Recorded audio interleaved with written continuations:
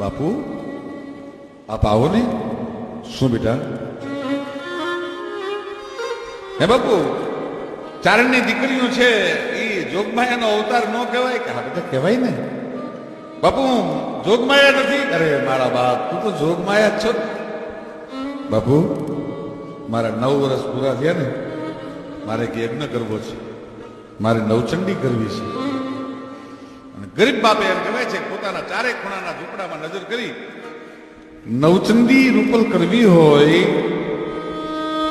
3.5 પાડા નાચને ન કરવી હોય, દુનિયામાં ડંકો વાગે જગતને ખબર પડે એટલે નાચ સિવાયના બીજા માણસો આવે અને તું તો અન્નપૂર્ણા કહેવા. રૂપલ તને ખબર છે કેટલા રૂપિયાનો ખર્ચો થાય? એટલે ચારણોમાં જેને આયુ કહેવાય એવા બધા આયુને બોલાય, કોઈ નામ નથી લેવું. રૂપલાઈને સમજાવવાનો પ્રયત્ન કર્યો, બેટા માની જા, તારા બાપની આ ત્રેવડ નથી. અને તેથી લાંબા હાથ વાળી આવી આલસુર ગઢવીની દીકરી ધાનબાઈ મારા કુખે ઉતરી એમ કહે છે કે હે બાપુ, જો વરુડી 9 લાખને જમાડી શકી હોય, વરુડી જો 9 લાખ ફોજને તૃપ્ત કરી શકી હોય, આકરા સમુદ્રને એક સટમાં જો પી ગઈ શકી હોય, તો બાપુ હું નહીં કરી શકું? તમને મારા પર વિશ્વાસ નથી?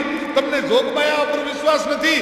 તમને નાગબાઈ ઉપર વિશ્વાસ નથી? બાપુ આ બધું થઈ શકે, અને છતાંય ન વિશ્વાસ આવતો હોય તો મારી ભેળા બધી આયુને લઈને આલો ને.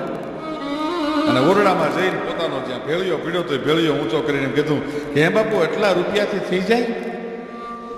હા બાપ થઈ જાય.